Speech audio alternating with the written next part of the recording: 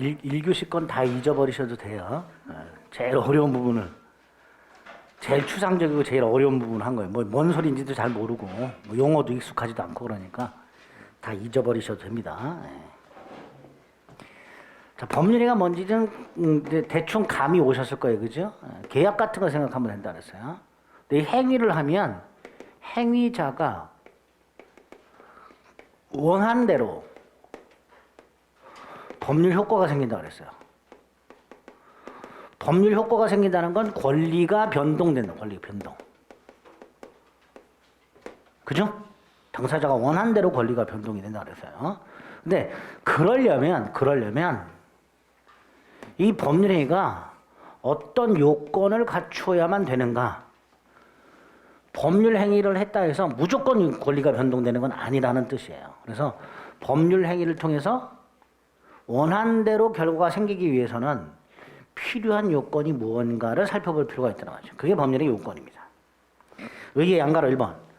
법률행위에 의해서 행위자가 원하는 대로 효과가 생기려면 일정한 요건을 갖춰야 된다. 그게 두 개예요. 하나가 성립요건이고 또 하나가 유효요건입니다. 자, 그래서 성립요건과 유효요건 또는 효력요건은 간단하게 생각하세요. 성립요건이란 쉽게 말하면 계약을 했는지 안 했는지의 문제예요. 당사자가 매매계약을 했냐 안 했냐 이게 성립요건의 문제고요. 효력요건은 계약을 했다는 전제에서 성립이 됐다는 전제에서 그 계약이 유효냐 무효냐의 문제예요. 그래서 결과적으로 행위, 법률행위 했을 때 행위자가 원하는 대로 효과가 생기려면 계약을 해야 되고 당연한 거고 그죠? 그 계약이 유효해야 된다 말이죠. 계약을 일단 해야 되고 두 번째 그 계약이 유효해야 되죠. 여기서 계약을 했냐 안 했냐를 판단하는 게 성립요건이고 계약을 했을 때 그 계약이 유효냐 무효냐를 판단하는 게 유효요건, 효력요건이 됩니다.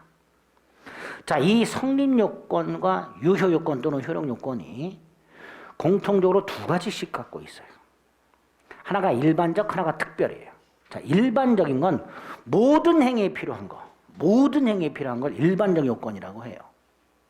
모든 법률행위에 필요한 요건, 일반적 요건. 특별은 어떤 특정한 행위에만 필요한 요건, 이게 특별 요건이죠. 그래서 성립요건, 유효요건 공히 일반적 유효요건, 특별 유효요건, 일반적 성립요건, 특별 성립요건, 일반적 유효요건, 특별 유효요건, 효력요건이라고도 하죠. 요렇게 크게 네 가지가 있다. 네 가지. 그 중에서 일반적 성립요건, 단독행위가 됐든 계약이 됐든 모든 법률행위는 요 세 가지 요건을 갖춰야 성립하였다라고 말을 합니다. 그 세 가지 요건이 당사자의 존재, 의사표시의 존재, 목적의 존재 세 가지입니다. 법률행위는 법률행위하는 당사자가 있어야 될 것이고요. 그 당사자가 일정한 목적을 가지고 그 목적을 표시해야 돼요.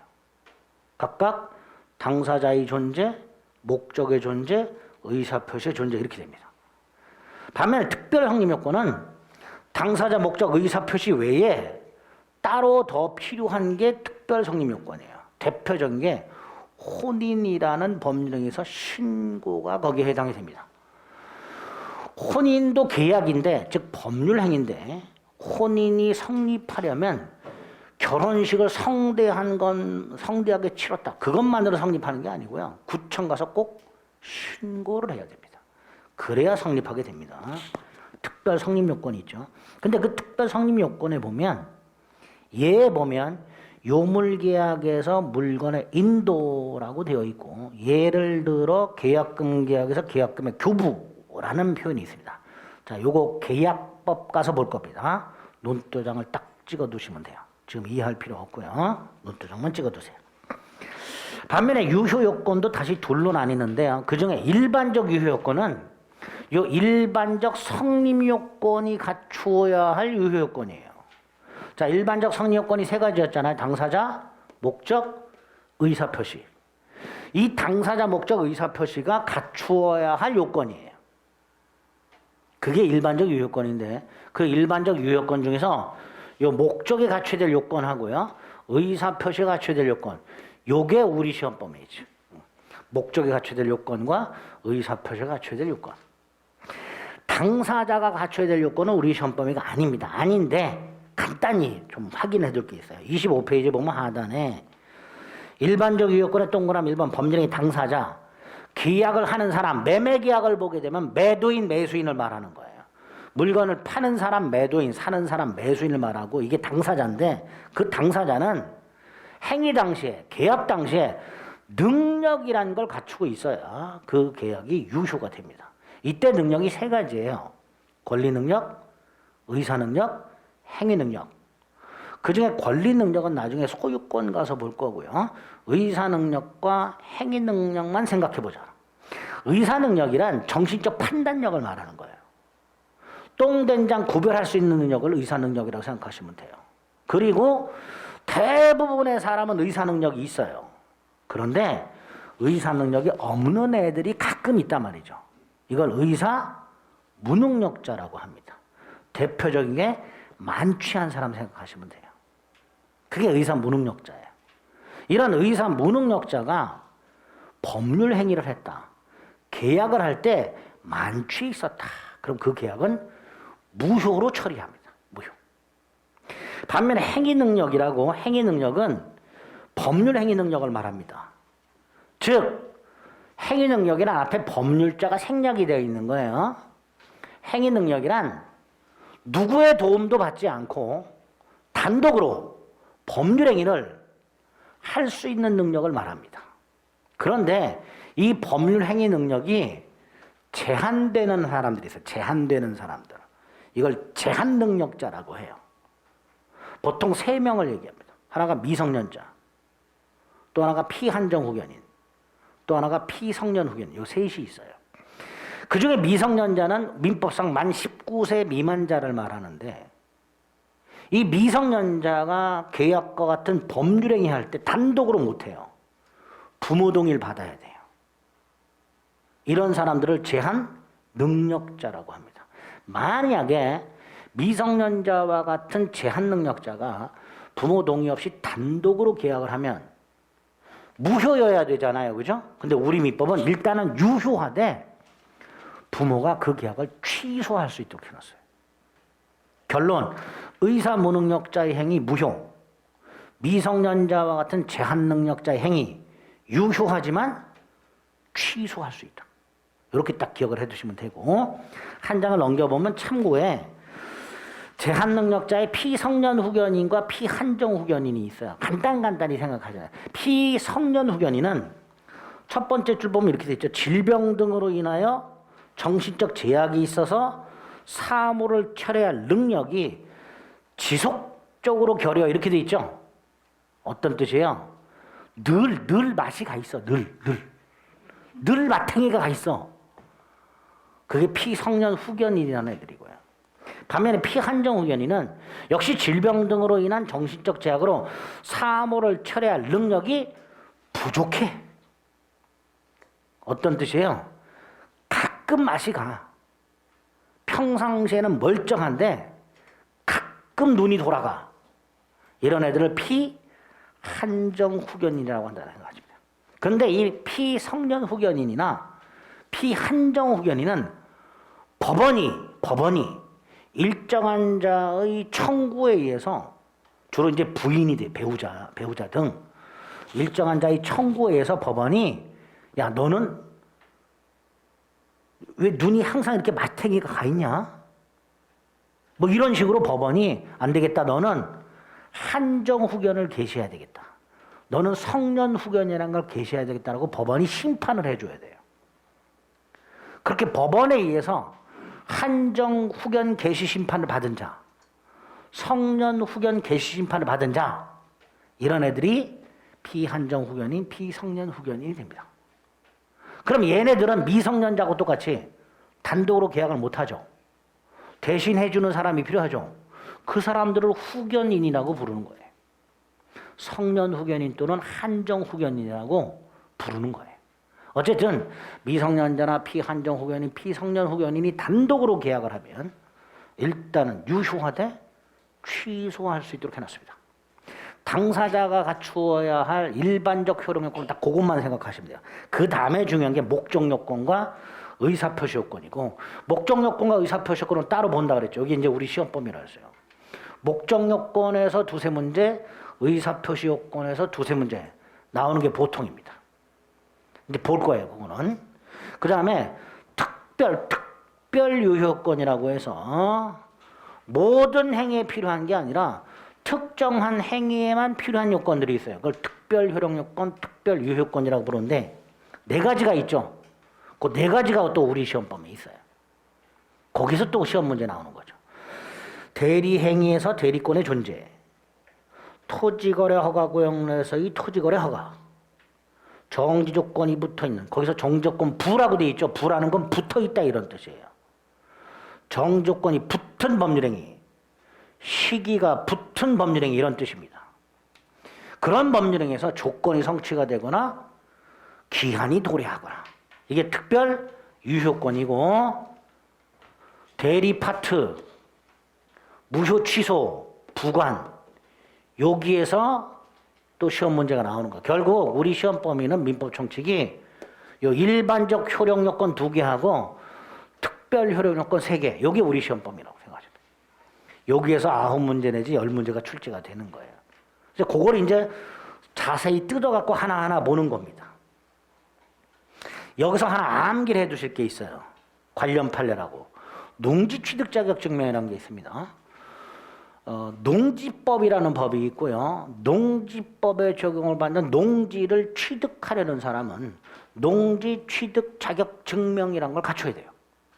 이때 농지 취득 자격 증명이 농지 매매라는 법률 행위의 효력 요건이라면 내가 농지 취득 자격 증명이 없는 상태에서 농지를 매매했다면 무효가 돼야 되죠.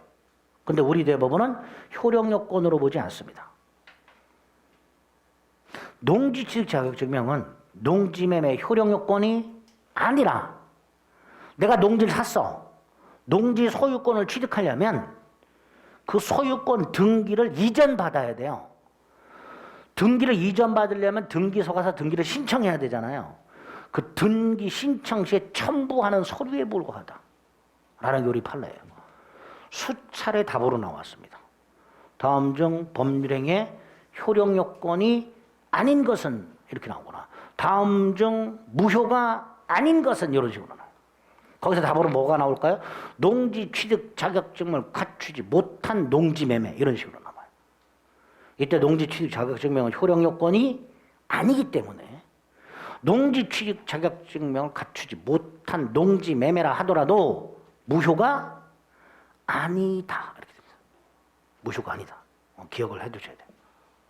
대법원 판례가 있으니까. 자, 일단 그렇게 틀을 잡은 다음에 27페이지에 보면 본격적으로 목적이 갖춰야 될 요건이 나와요. 자, 이때 법률의 목적이란 이거 말하는 거예요. 권리 변동. 효과를 말하는 거예요. 효과. 법률 효과. 법률의 내용이라고도 합니다. 조금 더 쉽게 말하면 원하는 거예요. 원하는 거. 이게 목적이에요. 아까 예를 든 게 있었죠. 각과 을 사이에 A 토지를 매매했다. 을이 원하는 게 뭐예요? A 토지 소유권. 조금 자세히 말하면 우리는 흔히 A 토지라고 그러겠죠. 그죠? 조금 더 권리를 중시하면 A 토지 소유권. 이게 원하는 거예요. 요걸 법률의 목적이라고 하는 거예요. 그걸. 법률 행위하는 자가 원하는 것. 자, 이게 네 가지 요건을 갖춰야 법률 행위는 유효하다라고 합니다. 순서대로 확정되어 있고 실현이 가능해야 되고 적법해야 되고 사회 질서를 위반하면 안 돼요. 이걸 사회적 타당성 이렇게 불러요. 이 네 가지를 갖춰야 돼요. 법률 행위의 목적이 행위 당시, 계약 당시 요 순서대로 네 가지 요건을 모두 갖추고 있어야 그 법률행위는 유효가 됩니다. 그 네 가지 요건을 살펴보는 거예요. 첫 번째 요건이 확정성이죠. 자, 이때 확정성이란 말 그대로 목적이 무엇인지 확실하게 정해져 있을 것을 말합니다. 그죠? 그런데 이 확정성은 두 가지 의미가 있어요. 우리 아파트 분양 계약을 하는 걸 생각합니다.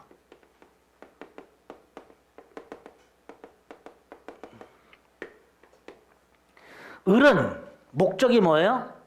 갑이 건설하고 있는 아파트 제 몇 동, 제 몇 호 소유권, 이게 을이 원하는 거죠.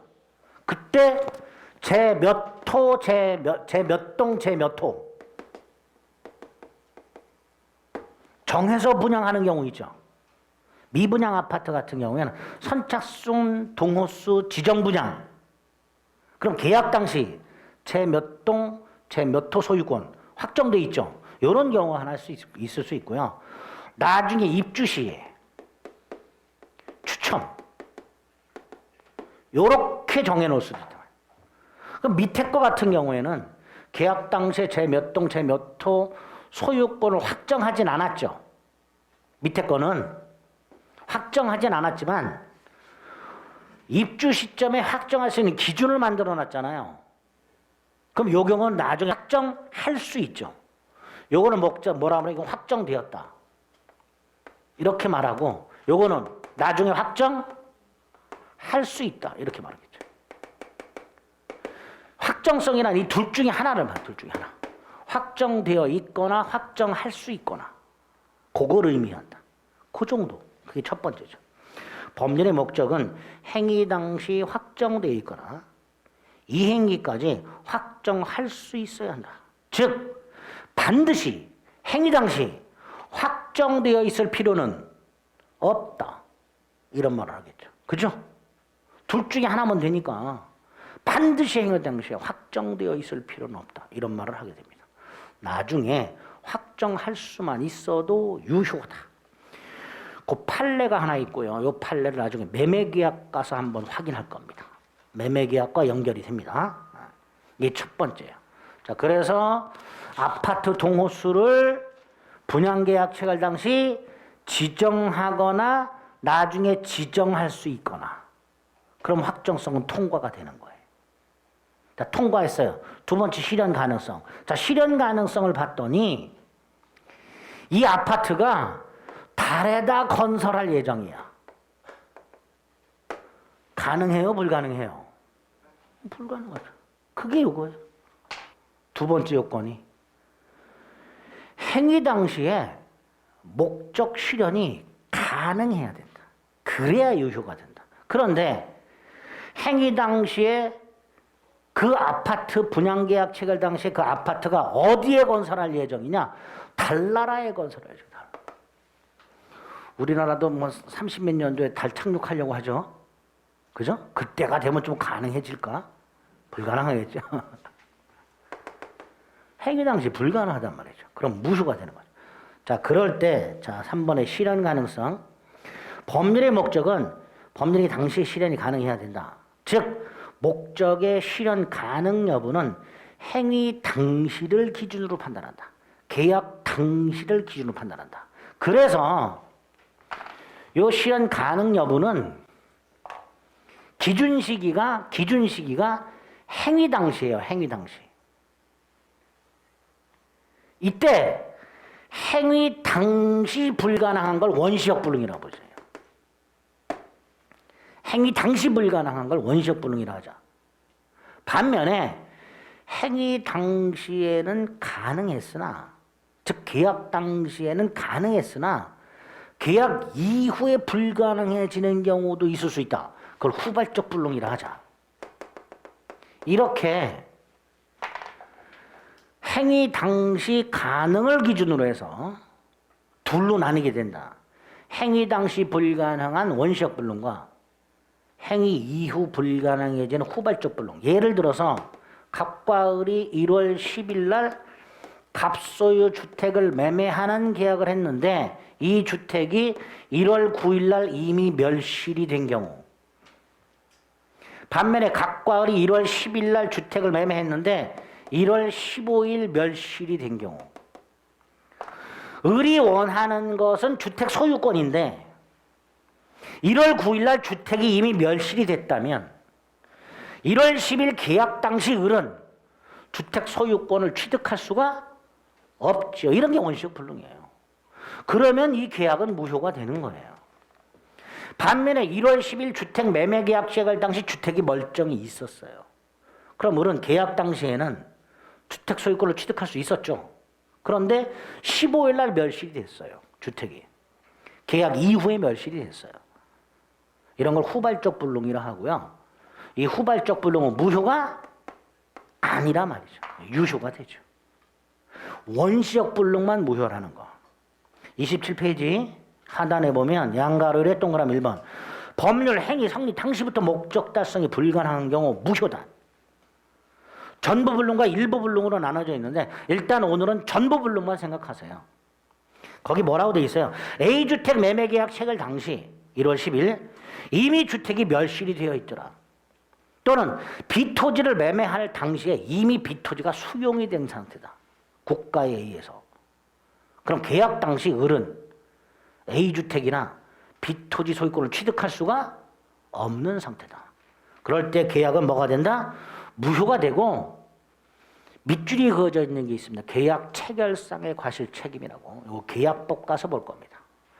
원시적 불능은 무효고 계약 체결상의 과실 책임이라는 게 하나 있더라요. 이 계약 체결상의 과실 책임은 손해배상 책임을 말합니다. 원시적 불능과 연결이 되어 있다라고 딱 머릿속에 생각하셔야 돼요. 그게 첫 번째. 일부 불능은 지금 보지 마시고 한 장을 넘깁니다.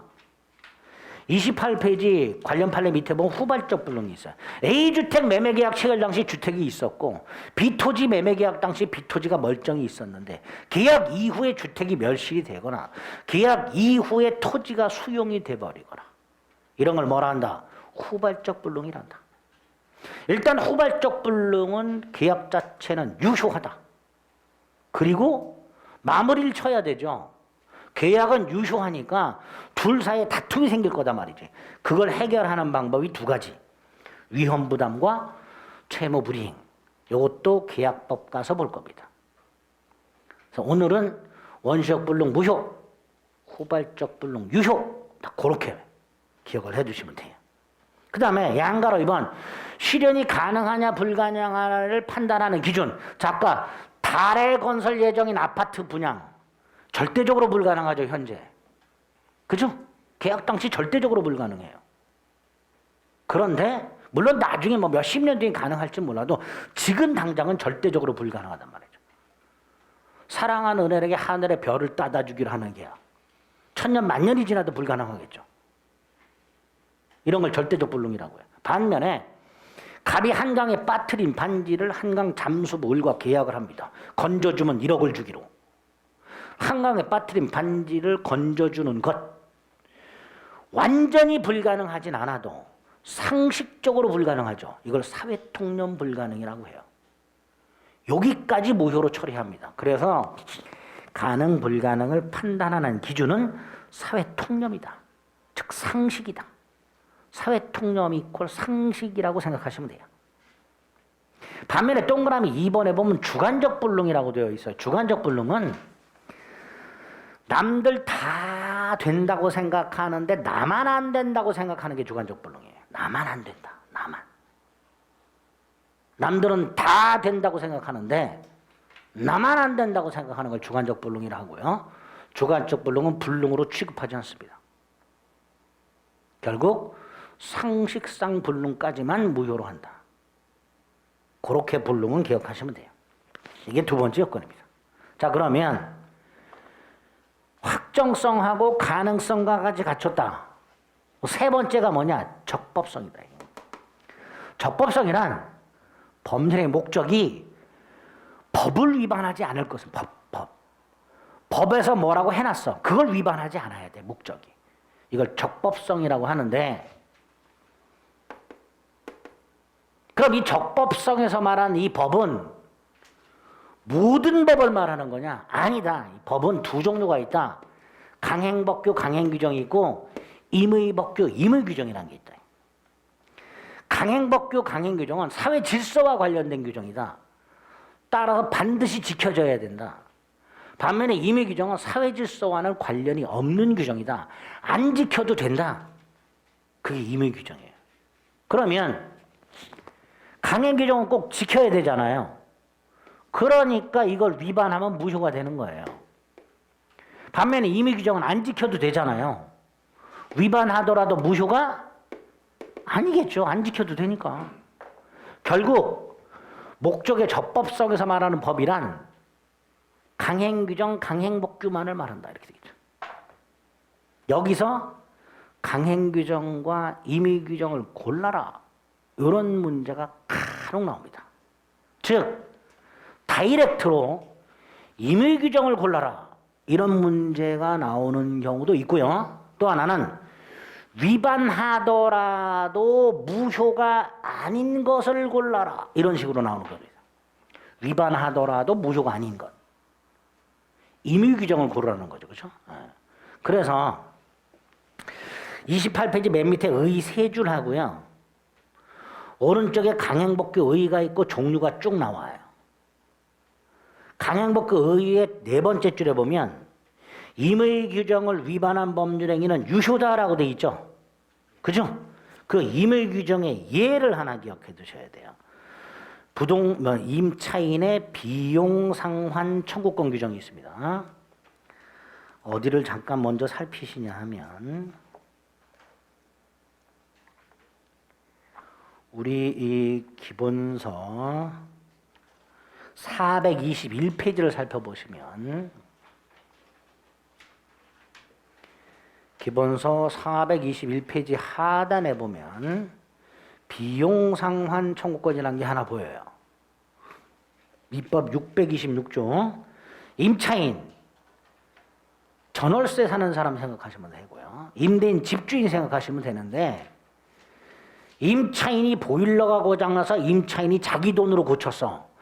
나중에 집주인한테 영수증 첨부해서 수리비 달라고 청구할 수 있어요. 그게 임차인의 비용상환 청구권 규정입니다. 그게 우리 민법 626조에 마련이 되어 있어요. 그런데 한 장을 넘기면 422페이지 맨 밑에 가면 비읍에 임의규정이라고 되어 있어요. 찾으셨어요? 422페이지 하단에 비읍에 보면 임의규정이라고 되어 있고 A에 보면 뭐라고 되어 있어요? 임차인의 비용상환 청구권 규정은 포기할 수 있다. 포기하더라도 유효다. 분명히 626조에서는 임차인은 비용상환 청구할 수도 있잖아요. 근데 당사자가 약정을 해. 청구하지 않기로. 626조를 위반한 거잖아요. 그래도 유효해요. 626조가 무슨 규정이기 때문에? 임의규정이기 때문에. 최근에도 답으로 나왔어요. 그래서 민법 총칙과 연결해서 임의규정 하나를 일단 꼭 기억해 둘라. 임차인의 비용 상환 청구권 규정. 다시 돌아옵니다. 29페이지. 29페이지 보기 전에 28페이지 맨 밑에 의의를 다시 한번 보면 법률행위의 목적은 강행규정에 반하지 않아야 한다. 강행규정에 위반한 행위는 무효다라고 돼 있죠. 그죠? 말씀드렸죠. 강행규정을 위반하면 무효. 임의규정을 위반하면 유효. 그런데 우리 대법원이 또다시 강행규정을 나눠요. 효력규정과 단속규정으로. 강행규정을 나눠요. 또다시. 그래서 효력규정을 위반하면 무효예요. 무효 맞아요. 근데 단속규정을 위반했을 때는 유효해. 근데 처벌이 돼. 처벌이 되니까 위반하면 돼야 안 돼요? 안 돼요. 위반하면 처벌된다니까. 그러니까 강행규정이에요. 근데 처벌이 되지만 그 위반 행위 자체는 유효가 되더라고요. 이런 요상한 강행규정이 하나 있더라. 그걸 대법원이 단속규정이라고 불러요.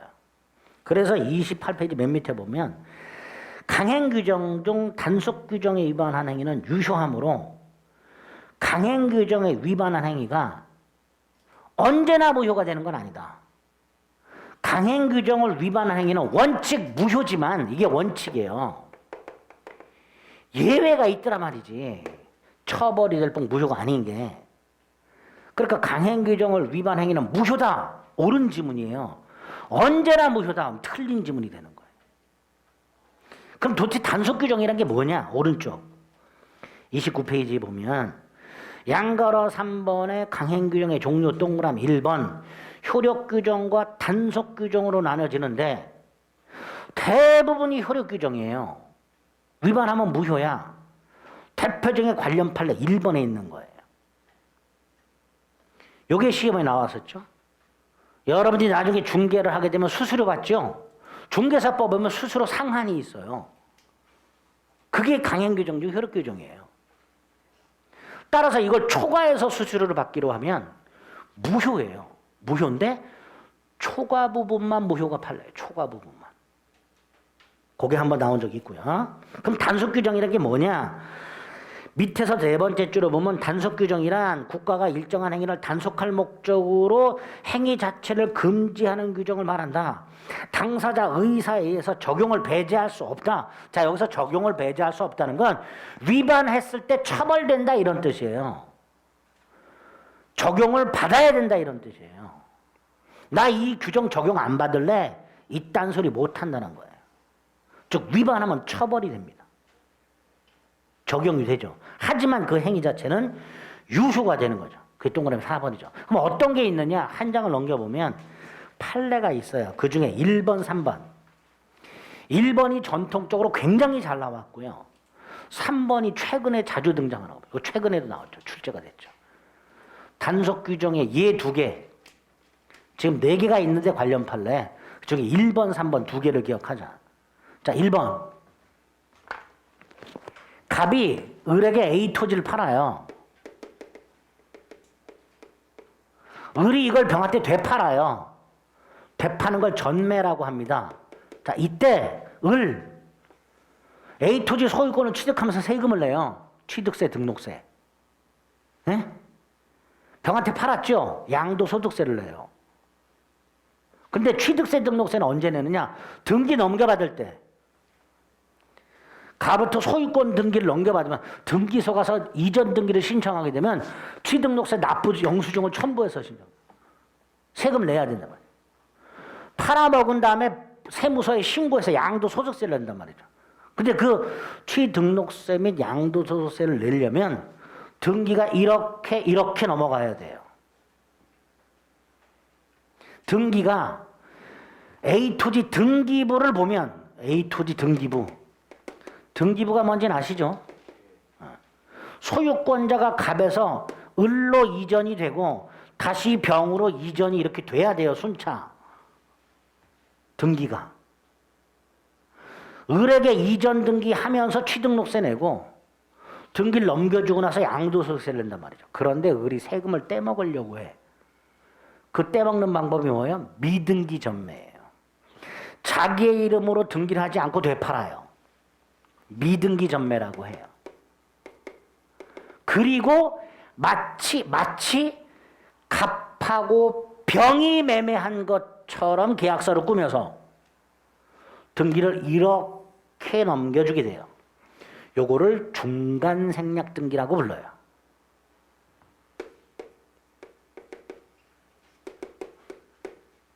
이거 생략한단 말이죠.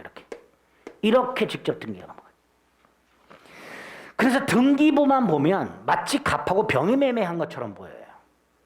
이렇게 부동산이 갑에서 을로, 을에서 병으로 순차 매각이 되었을 때 중간에 있는 을이 세금을 떼먹기 위해 이거를 조세포탈, 세금 면탈 이렇게 불러요. 조세포탈 또는 세금 면탈하기 위해서 미등기 전매를 하는 경우가 있더란 말이죠.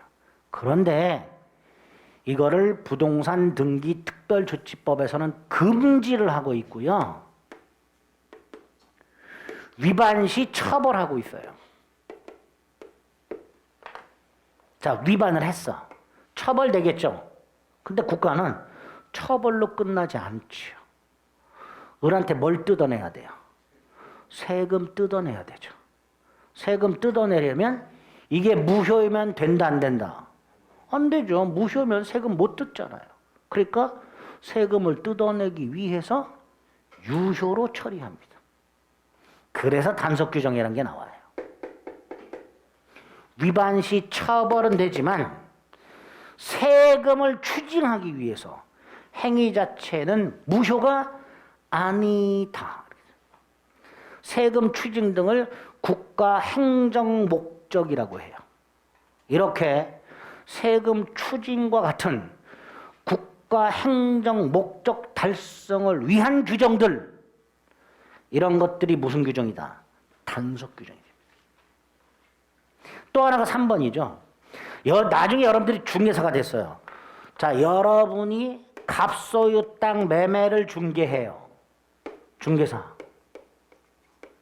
그럼 매수인을 물색해서 둘이 매매하는 걸 중개해야 되잖아요. 자기가 직접 기여를. 한편으로는 매도인의 중개사 지위에서, 한편으로는 매수인 지위에서 계약을 해봐요. 이걸 자기 거래라고 해요. 이걸 금지하고 있습니다. 그런데 단속 규정에 불과하다.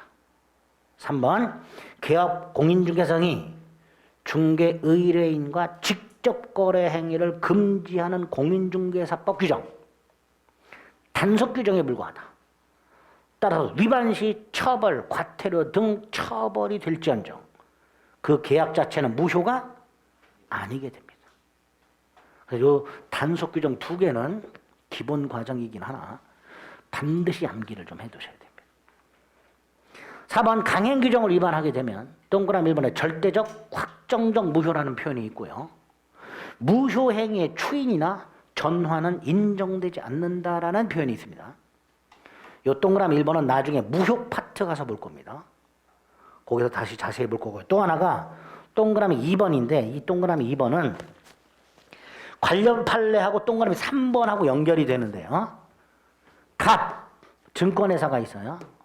또는 투자 신탁회사가 있습니다. 여기 을, 이사가 있어요. 직원. 병, 투자자가 있어요. 투자 계약을 하죠. 그죠? 증권회사나 투자신탁회사는 뭐 주식 같은 거 묻거나 채권 같은 거 묻고 상품 만들어 갖고 팔잖아요. 투자해라. 수익을 얼마 나온다. 이런 식으로.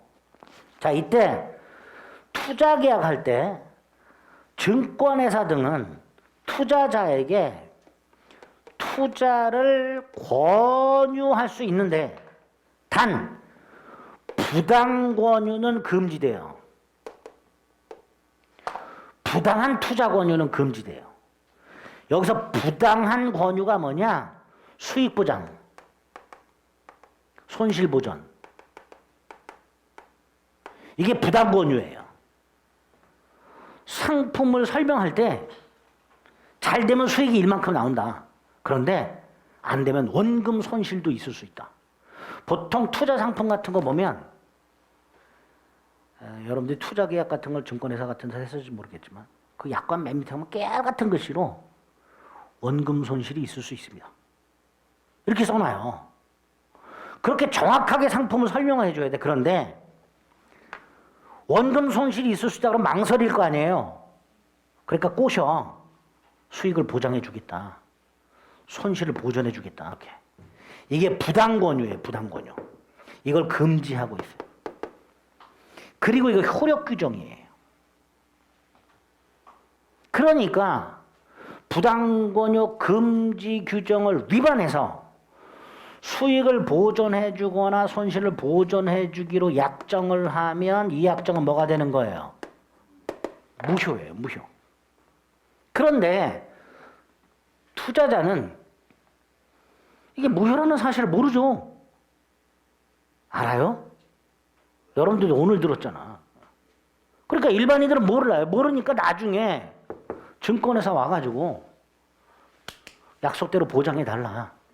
요구하겠죠. 그런데 요 놈이 말을 바꿔요. 뭐라고 말 바꿔? 무효다. 이렇게. 얘네들은 알아요, 이거를. 알면서 꼬신 거야. 나중에 말을 바꿔. 야, 내가 너 애초에 너한테 투자 받을 때는 수익을 보장해 주겠다, 손실을 보전해 주겠다고 약속은 했는데 알고 봤더니 이게 무효다. 그래서 수익 보장 못 해주겠다. 이렇게 주장을 한단 말이죠. 문제는 민법에 말한 것 언, 바꾸는 건 반, 이거 금지하는 원칙이 있어요. 금반원의 원칙. 딴소리 하지 말아라. 이게 금반원의 원칙이에요. 이거 금반원의 원칙을 위반했죠. 증권회사가 나중에 나 보장 못 해주겠다 라고 말을 바꾸는 것은 이 원칙에 위반한 거냐의 문제가 생기는 거예요. 이 원칙에 위반한 거냐. 우리 대법원? 아니다. 말 바꿀 수 있다. 좀 어려워요. 동그라미 2번. 강행규정을 위반한다는 사실을 알면서 수익보장약정, 손실보장약정이 무효라는 걸 알면서 그 행위를 한 자가 나중에 자기의 행위가 사실은 무효였다 라고 주장하는 것은 허용된다. 투자자만 뚜껑 열리죠. 그래서 우리가 가끔 뉴스에 보면 증권회사 객장에 머리띠 두르고 농성하는 사람들을 보게 되는 거예요. 예? 수익을 보장해 달라 뭐 이렇게. 법으로 보호를 못 받으니까 그런 식으로 하는 거예요. 떼쓰는 거죠. 판례 이하면 결론, 관련 판례 보세요. 네 번째 줄, 강행법규에 위반하여 무효인 수익보장약정이 투자신탁회사가 먼저 제의했어. 부당하게 권유했어. 강행규정을 위반했죠. 그리고 나중에 투자신탁회사가 스스로 말을 바꾸어 수익보장약정은 무효다 라고 주장하는 것은 신의 측에 반하는 것이라 할 수 없다. 이때 신의 측이 바로 요거예요. 이거 위반 아니다. 즉 강행규정을 위반한 자 스스로 자신의 행위가 강행규정에 위반하여 무효라고 주장할 수 있다. 그리고 그 내용이 나중에 동그라미 3번에 가면 대리가 서볼 겁니다. 이런 강행규정 위반한 행위에 표현대리를 적용할 수는 없다라는 표현이 나와 있습니다. 나중에 대리 가서 살펴볼 겁니다.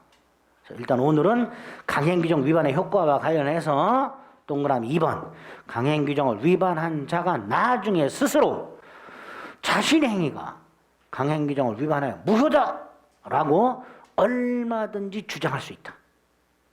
그렇게 기억을 해두셔야 됩니다. 그거는 따로 기억을 해두셔야 돼요. 자, 이게 세 번째 적법성과 관련된 겁니다. 자, 네 번째가 사회적 타당성인데요. 사회적 타당성은 다른 말로 사회질서.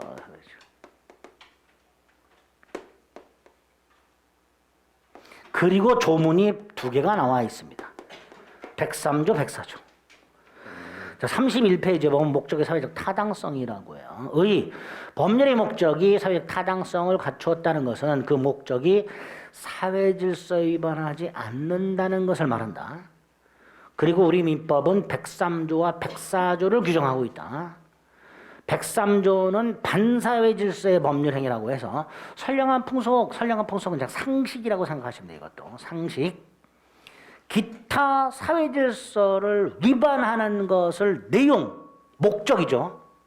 아까 목적이 그걸 내용이라고 그랬죠.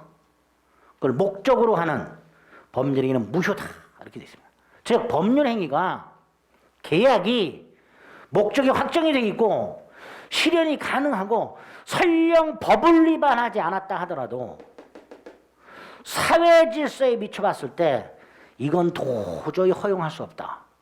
그게 103조가 되는 거예요. 다만 103조는 선량한 풍속이라든가 사회질서에 관한 구체적 기준이 없어요. 상식이라든가 사회질서는 시대사항에 따라서 변화되잖아요. 조선시대 때 상식과 일제시대 때, 6.25 때, 현재 상식이 다 다르죠. 사회질서도 다르고. 즉 시대사항에 따라서 변화를 하기 때문에 사회질서라는 건 구체적 기준을 마련해 둘 수가 없어요. 따라서 이 103조와 관련해서는 반사회 질서 행위와 관련해서는 첫째가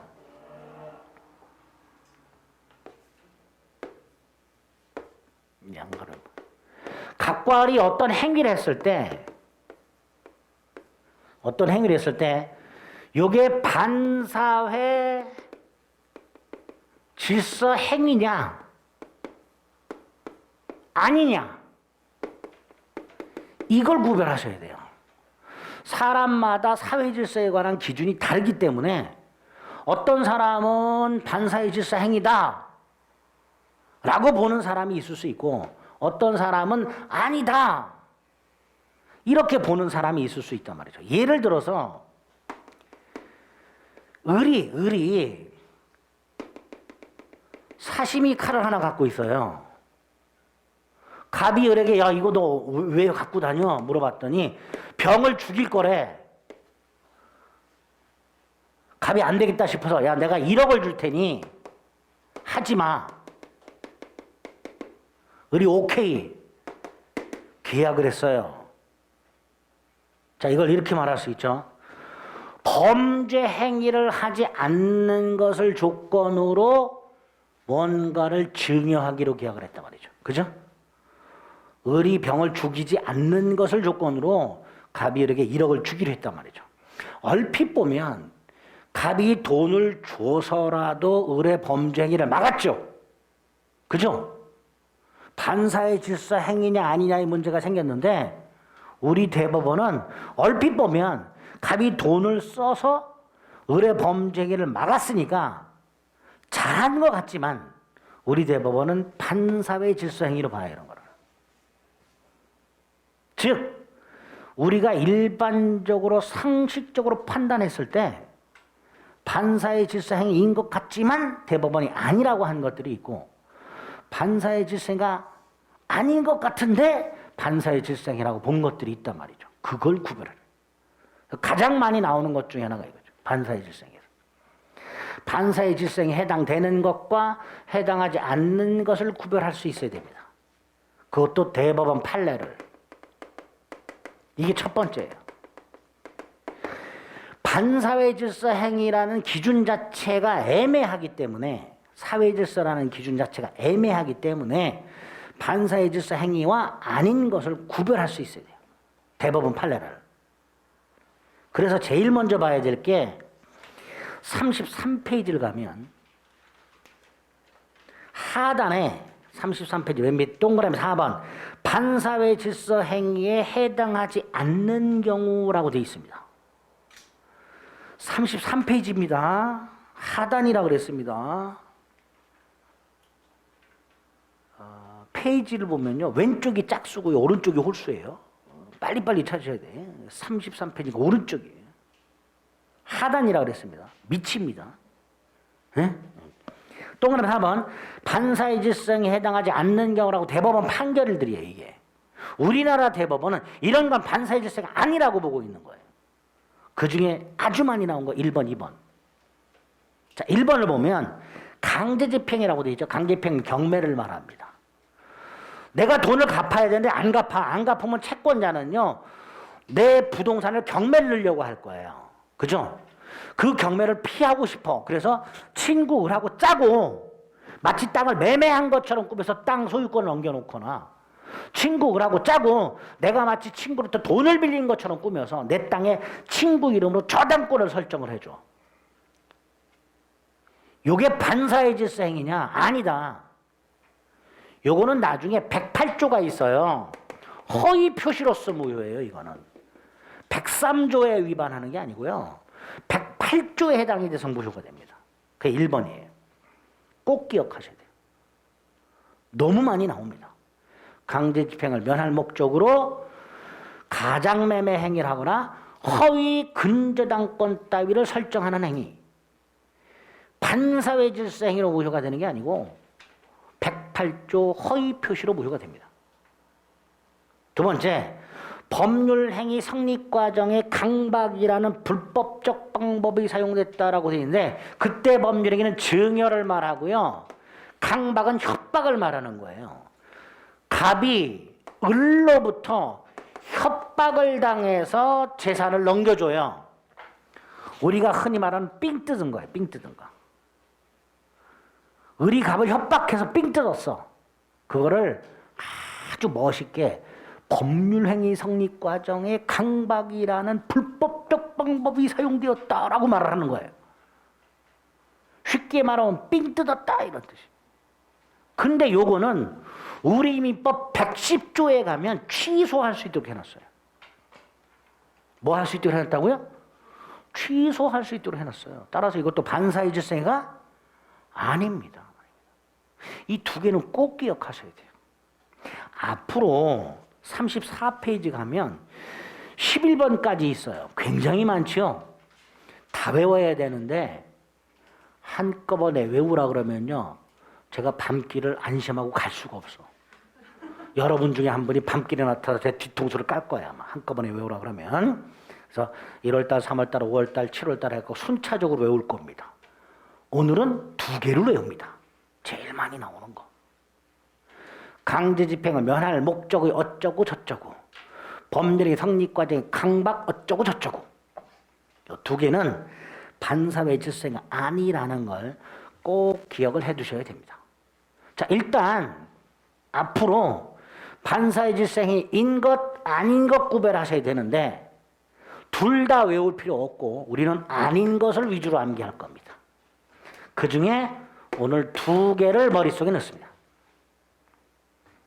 대법원이 그렇게 판결한 거니까 어쩔 수 없어요. 외워야 돼요. 그리고 32페이지부터 33페이지까지 두 페이지에 걸쳐서 반사회 질서 행위가 쫙 나와 있어요. 대법원 판례가. 그죠?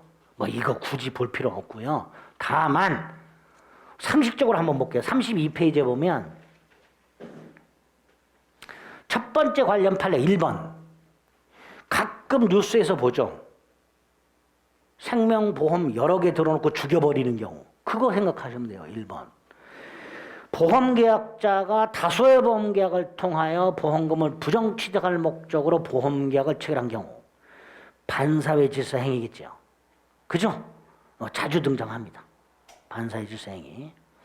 또 하나가 오른쪽에 보면 그거 하나 체크하시고 오른쪽에 보면 관련 판례 첫 번째 칸에 보면 부첩계약이 나와요. 부첩계약. 우리 대법원이 붙인 이름입니다. 흔히 말하는 스폰서 계약 생각하시면 돼요. 이 부인이 있는 남편이 다른 여자와 계약하는 거죠. 집도 사주고 생활비도 대주고 뭐 이런 것들이. 당연히 반사회 질서입니다. 그런데 관련 판에 3번을 보면요. 갑과 을이 부첩 관계예요. 갑이 바람을 피고 있어요. 을하고. 그런데 정신을 차렸어. 어느 날. 우리 이러면 안 돼. 사랑하지만 헤어지자. 뭐 이러면서 대신 헤어지더라도 다달이 생활비는 얼마씩 보내주겠다. 그게 요거예요. 부첩 관계를 해소하면서 돈을 주기로. 이거는 사회 질서로 다시 돌아온 거죠. 그러니까 이건 반사회 질서가 아니다라고 하죠. 그 관련 판례 3번 하나 기억을 해주세요. 우리는 대법원이 반사회 질서가 아니다라고 하는 걸 중점으로 외우셔야 되는데 두 개 외웠고요. 지금 하나 추가한 거예요. 부첩 관계를 해소하면서 헤어지기로 하면서 생활비나 양육비 등을 지급하기로 하는 약정은 괜찮다. 그거는 반사회 질서가 아니다. 본부인 입장에서는 뚜껑 열리죠. 뭘 주어 그럴 거 아니에요. 본부인 입장에서 생각하지 마시고 헤어지는 거를 중점으로 봐야죠. 그래서 일반 상식적으로 자꾸 판단하면 안 된단 말이죠. 대법원이 어떻게 보고 있는 거를 자꾸 생각을 해 주셔야 됩니다. 여기 첫 번째예요. 두 번째 보셔야 될 게 31페이지를 가면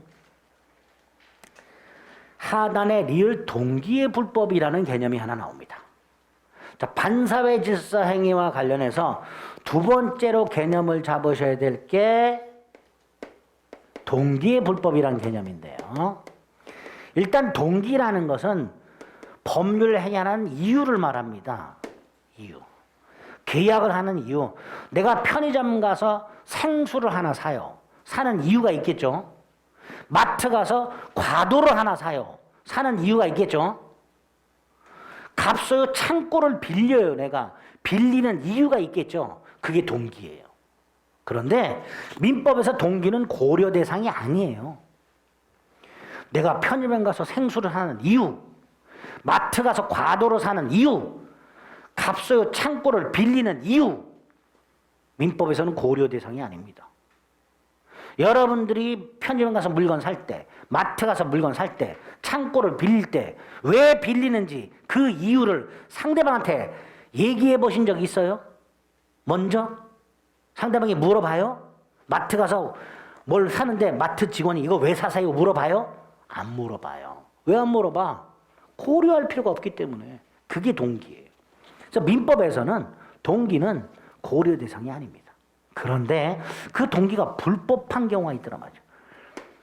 을이 마트 가서 과도를 사거나 갑소유 창고를 빌려. 그 이유가 있어. 과도를 사는 이유, 강도짓 하려고. 창고를 빌리는 이유, 도박장으로 사용하려고. 동기가 불법하죠. 즉 동기가 사회질서를 위반해요. 그런데 마트 직원이나 창고 주인 입장에서 보면 을이 강도짓을 하려고 과도를 사는지 도박장으로 사용하려고 창고를 빌리는지 관심이 있어요? 없어요? 없어요. 팔기만 하면 되고요. 창고 빌려주고 월세만 받으면 돼요. 가면 안 물어봐요. 과도를 왜 사세요? 창고를 왜 빌리세요? 안 물어봐요. 그러니까 설령 동기가 불법하다 하더라도 그 동기가 불법한 행위 자체는 무효가 아닌 게 원칙이 되는 거예요. 동기는 원래 고려 대상이 아니기 때문에. 그게 원칙이에요. 리얼 A, 동기의 불법이란 법률행위 자체, 매매나 임대차 자체는 사회질서를 위반하지 않았지만 그 계약을 하게 된 이유가 사회질서를 위반한 걸 말한다. 하지만 원칙적으로 유효하다. 을이 도박장소로 사용할 목적으로 갑의 집을 빌렸다. 이게 동기의 불법이에요. 이때 갑은 을이 도박장으로 사용하려고 빌리는지 거주 목적으로 빌리는지 모른단 말이에요. 유효한 거야. 그런데 B, 을의 이 불법한 동기가, 이런 불법한 동기가 갑에게 표시가 되거나 알려진 경우, 갑이 알았어. 을이 강도짓 하려고 과도로 산다는 걸 알았어.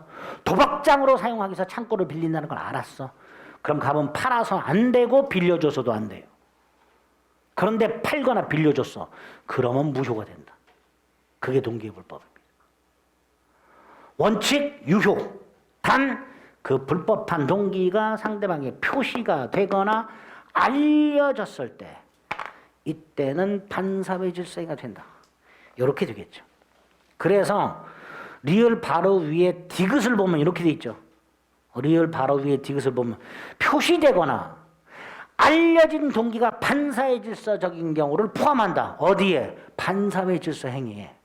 반사회 질서 행위가 쫙 있어요. 이 반사회 질서의 유형을 쫙 분류해 봤더니 그 중에 하나가 표시되거나 알려진 동기가 불법한 경우가 있더란 말이죠. 예외적으로 이렇게 표시되거나 알려진 동기가 반사회 질서적인 경우도 반사회 질서가 된다. 무효가 된다. 그 동기의 불법의 개념 기억해 주셔야 됩니다. 동기의 불법은 따로 문제를 출제하진 않아요. 근데 지문으로 나와요. 기억을 해 두셔야 돼요. 이 두 번째고요.